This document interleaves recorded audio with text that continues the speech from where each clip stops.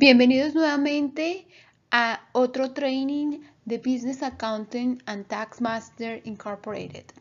Hoy vamos a hablar de 3 errores que los dueños de negocio cometen en sus impuestos. Y es que a veces lo hacen para ahorrarse unos pesos, pero realmente les sale mucho más costoso cometer estos errores. En mi experiencia en contabilidad en este país, me he encontrado con que muchos de los pequeños empresarios quieren hacer sus propios impuestos. Ellos piensan que si van a TurboTax o algún software, pueden hacer los impuestos y ahorrarse unos pesos en la preparación del impuesto. Pero realmente lo que hacen es tener dolores de cabeza porque el sistema no pregunta las cosas que una persona preparada en impuestos puede preguntarte.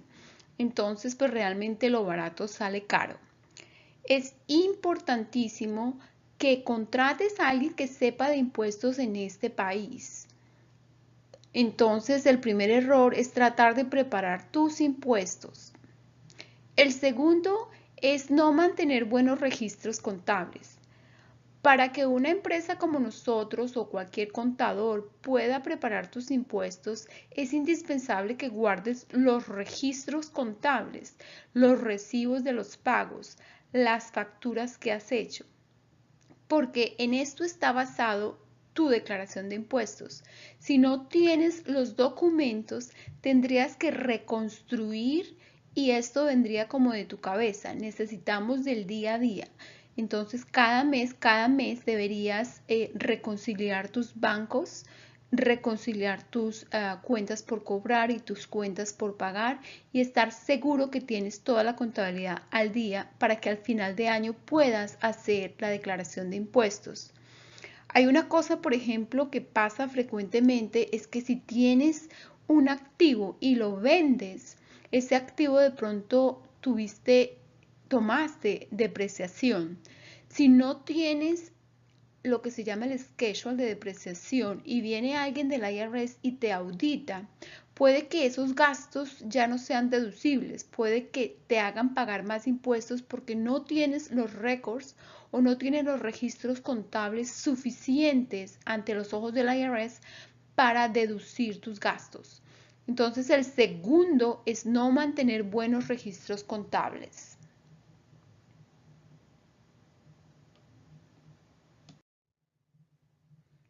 Seguimos con el tercer error y es que aplican las deducciones y los gastos de negocios incorrectamente. Y entonces hay muchas deducciones que se quedan sin usar por el desconocimiento. Por ejemplo, un conductor de Uber puede deducir las millas para que el ingreso no sea todo eso que le pagó Uber, sino eso menos las millas. Y para eso tiene que generar un reporte desde la página de Uber. Si ellos no saben eso, entonces simplemente van a pensar que hicieron $1000 cuando realmente hicieron 1000 menos todos los gastos de los fees de Uber menos todas las millas.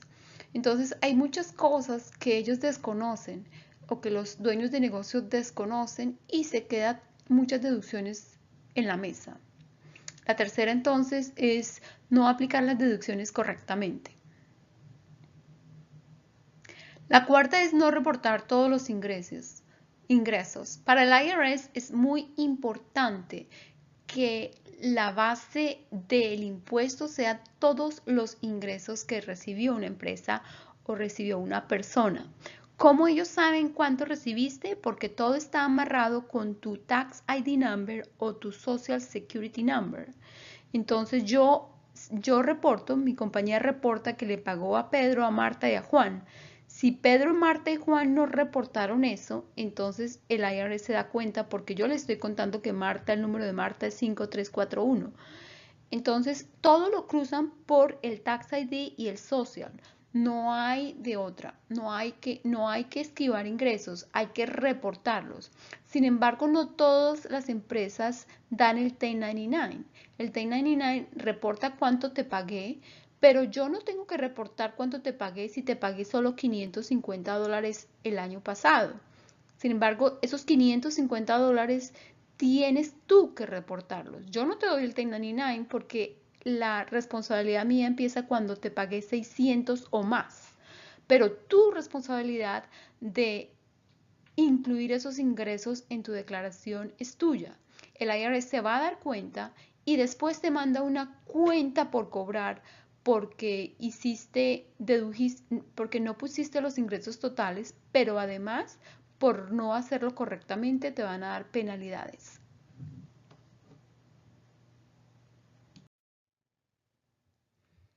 Para el IRS es claro que las industrias tienen ciertos gastos específicos de cada industria.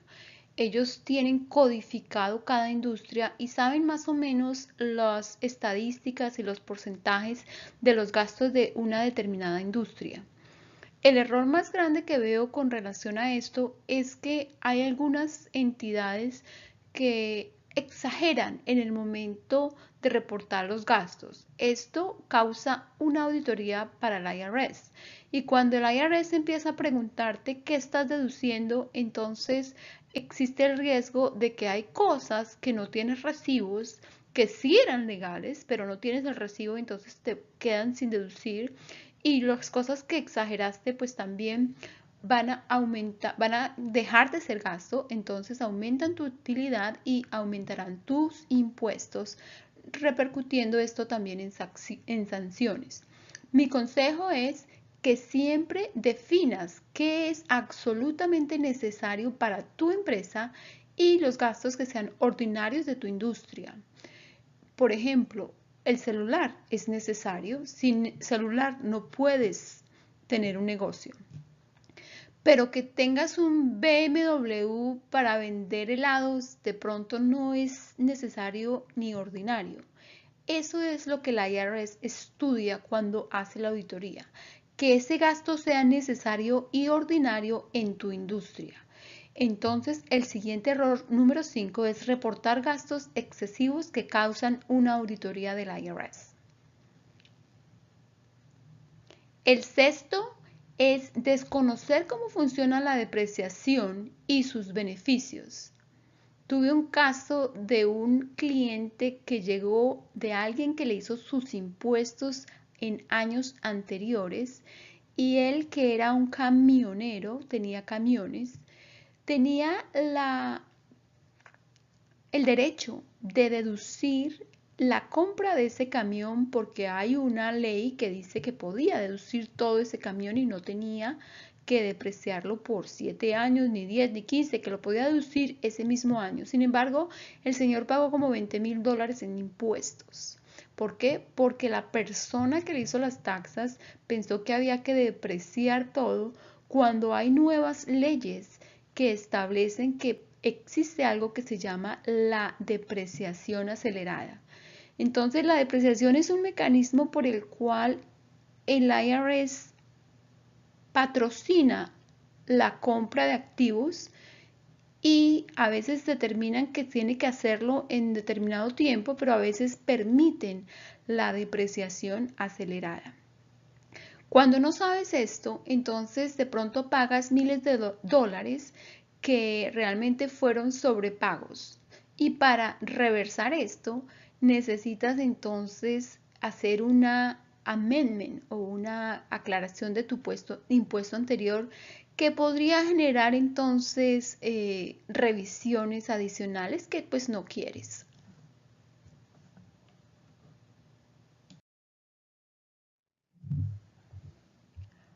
Hay muchas personas que me hablan de esto con miedo. Es el número 7. No deducir la oficina en la casa cuando la administración del negocio la hacen desde la casa. Me dicen, no, pero es que me han contado que si pongo la casa me van a auditar. Puede que sea cierto, pero si es verdad, no deberías de dejar de hacerlo. Es decir, si tienes una bodega y tu administración la hace de pronto tu esposa en la casa, en una oficina, ¿qué significa administración? Llamadas telefónicas, hacer la factura, llevar la contabilidad, llamar a cobrar, llamar a vender. Todos esos son gastos administrativos y si los haces o alguien los hace desde tu casa, entonces tú tienes una oficina en la casa. Es importante que ese sitio sea determinado para ese oficio. O sea, que no puedes tener juguetes de los bebés y además un computadorcito pequeño en la mitad de la cocina. Pero tienes que tener un sitio específico y determinar cuál es el área en porcentaje. El IRS te dice, si es el 20%, multiplíquelo por esto y esta es la deducción que tiene. Lo han facilitado bastante y ahora no es problema hacer esta deducción, pero mucha gente lo deja de hacer. El octavo, que es muy frecuente y genera muchos problemas con los impuestos de payroll o nómina, es lo que aquí se dice como misclassification o clasificar erróneamente a los trabajadores y los subcontratistas. Un trabajador es un empleado al que el jefe le dice a qué horas llegar, a qué horas salir, dónde sentarse, qué hacer y qué equipos de trabajo tiene que usar. Esa es la definición de empleado. Un subcontratista es aquel que te manda una factura y te dice ya está listo el trabajo, pero tú no tuviste ninguna incidencia en cómo lo hizo, a qué horas lo hizo. Entonces, si misclasificas o haces una clasificación errada de un trabajador y lo pones como subcontratista, el IRS puede venir y decirte, no, este señor fue un empleado suyo, ¿dónde están los impuestos que debió haberme pagado? Entonces, la misclasificación es el error número 8.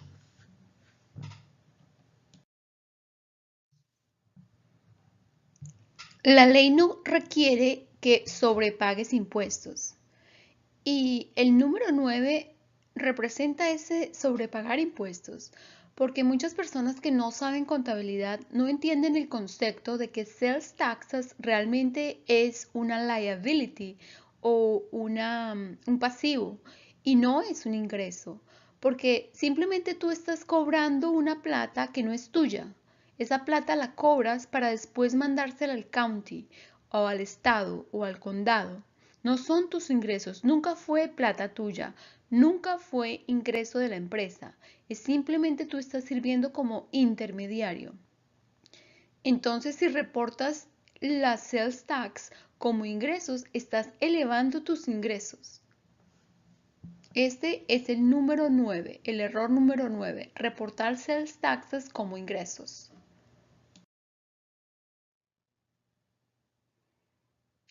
El número 10, y es algo que me toca personalmente porque tuve una amiga con este caso, es no contestar las cartas del IRS.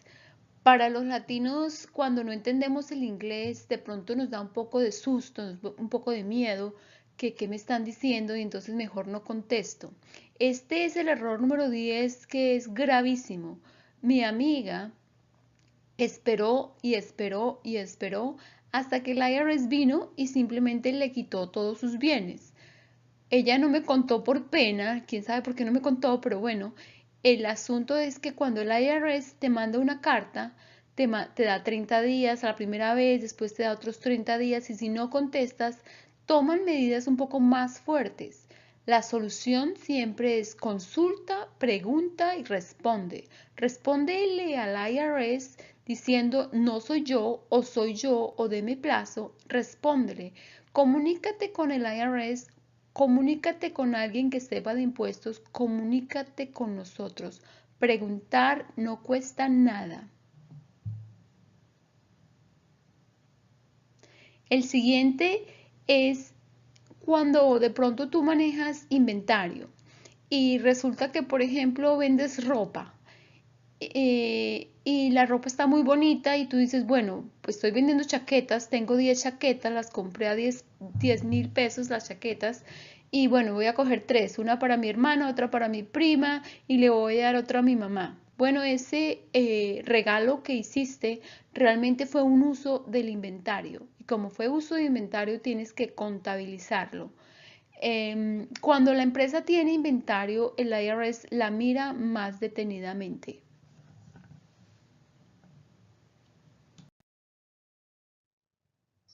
Y volvamos un poco a la situación de las sales taxes. Entonces ya dijimos que no es un ingreso, pero además hay entidades que están obligadas a cobrar sales taxes. Normalmente se cobran sales tax solamente en las cosas físicas que vendes. Vendes celulares, hay que cobrar sales taxes. Vendes agua, hay que cobrar sales taxes.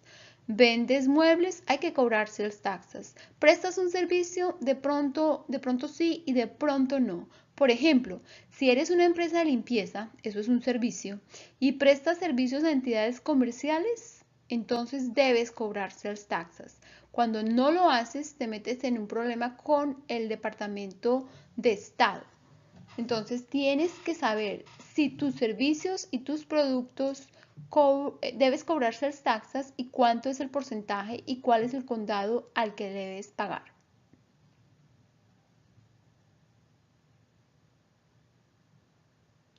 El número 13 y el último es determinar qué formulario es el correcto. Si no sabes cuál es el formulario, entonces y usas el incorrecto, realmente nunca presentaste la declaración ante los ojos del IRS. Por ejemplo, tengo un caso también de una persona que estaba constituido como LLC, Limited Liability Company. Él pensaba que tenía que entonces hacer una forma y mandó la forma 1065.